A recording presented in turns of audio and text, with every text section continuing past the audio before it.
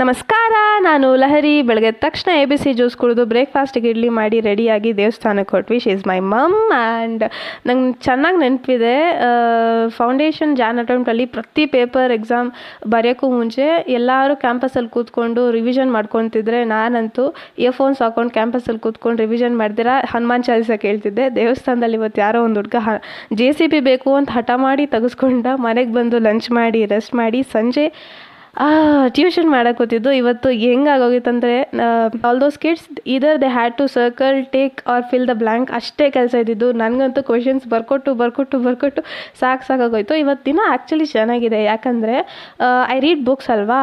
ಇವತ್ತಿಗೆ ನಾನು solid 40 books complete ಮಾಡಿದ್ದೀನಿ, ಎಲ್ಲ ಥರ genre. I know it's not that great, but ಏನೋ ಒಂಥರ ಖುಷಿ ಅಷ್ಟೇ.